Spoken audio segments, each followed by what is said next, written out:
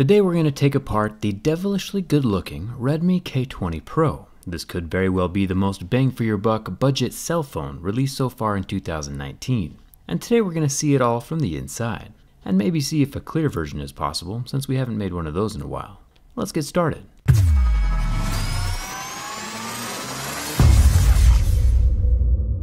The back panel of this Redmi K20 Pro is made from glass, and it's the typical glued-shut glass sandwich design we've been seeing in smartphones for years.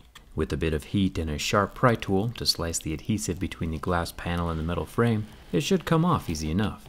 We'll be digging around inside of the phone to check out the water resistance as we take it apart.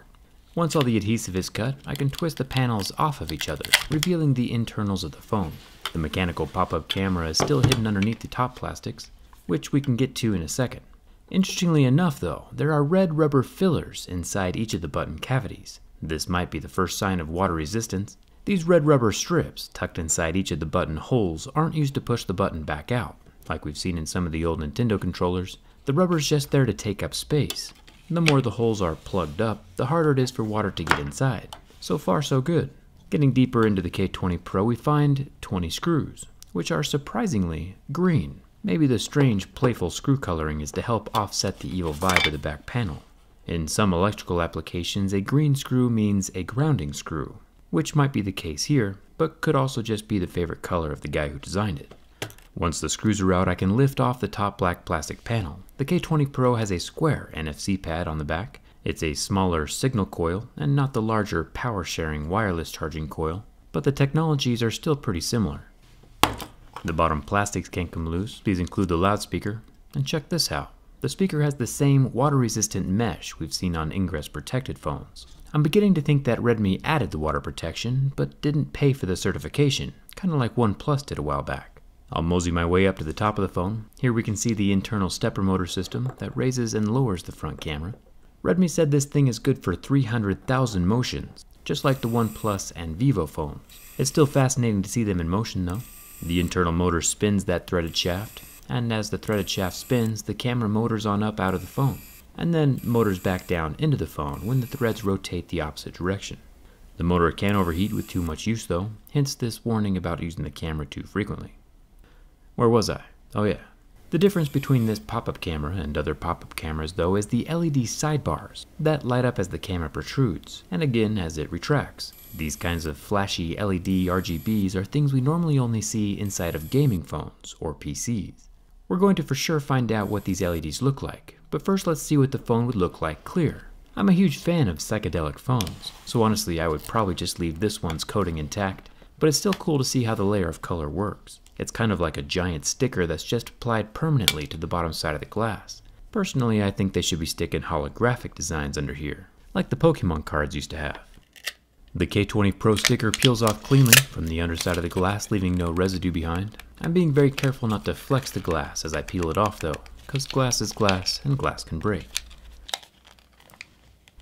Some of the internal black plastics are important. You can see the silver metallic antenna lines, so I'll keep those, and the connectors for the NFC pad. And I'll also keep the lower loudspeaker with its contact pads. Once those are cut, the clear glass can be stuck back into place, and I think it looks pretty cool, half and half like this, showing the different layers inside of the K20 Pro.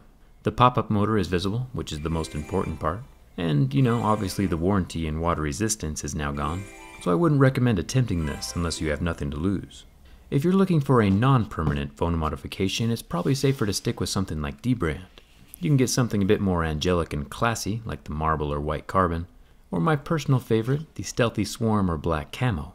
And if you know you like playing with wood, you can always get real crazy with bamboo or something. And since the skins are protective, yet non-permanent, they don't void any warranties. I'll put a link down in the description for you, and thanks to dbrand for sponsoring this video. Let's go deeper. I'll unplug the battery connector like a little Lego, and then I can unplug each end of this long extension ribbon. Then we can remove the battery. This is one of my favorite styles of battery adhesive, the strong, tangible pull tabs. The adhesive is thinner than the magical pull tabs we see inside iPhones, or even the permanent adhesive we see inside the Samsung phone, and look how strong it is. Before I released tabs 1 and 2, the battery was attached to the phone stronger than I could physically remove. But once tabs 1 and 2 were released, The whole battery comes out easily and cleanly, with no bending or dangerous prying, plus no broken pull tabs. Huge thumbs up for that. The battery is a 4,000 mAh capacity. I can unplug the bottom motherboard ribbon and the lowest camera, the 13 megapixel wide angle.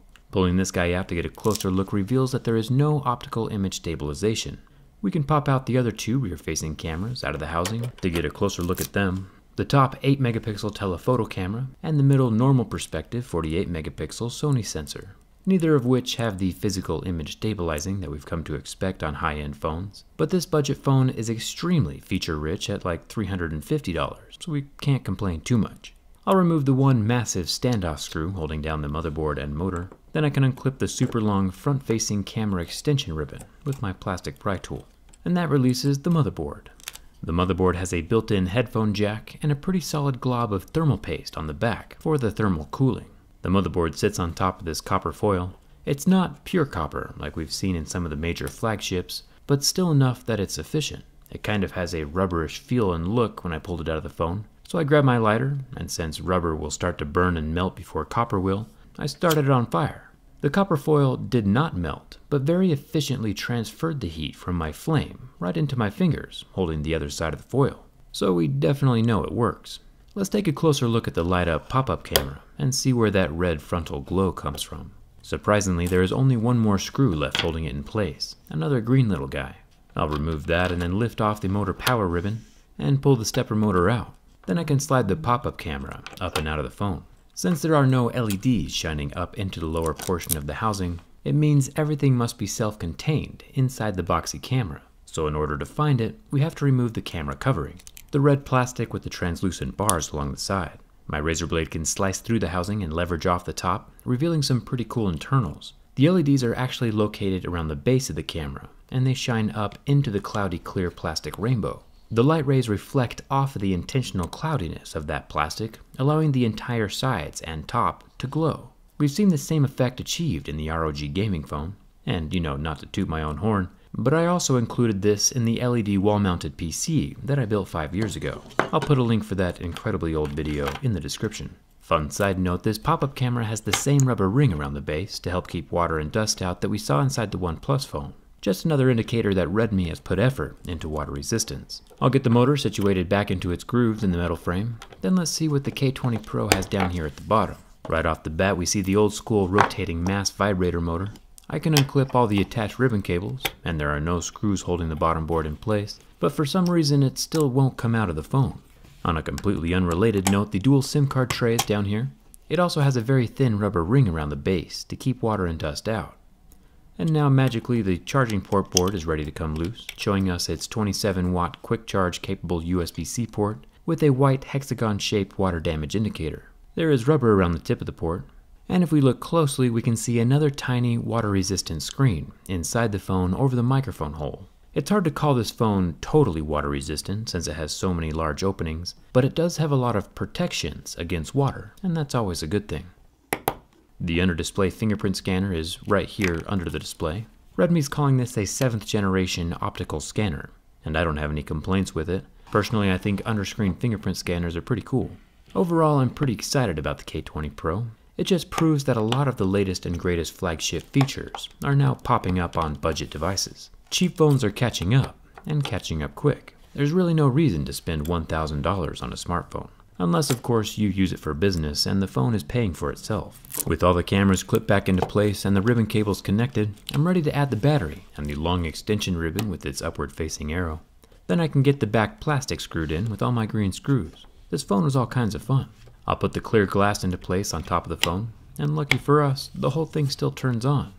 The power button has a very interesting connection with the gold contact pads resting up against the bottom side of the motherboard. So if the motherboard's not screwed down, it doesn't start. If your phone ever does get wet and stops working, cleaning off those contact pads would be a good place to start. It's a weird connector.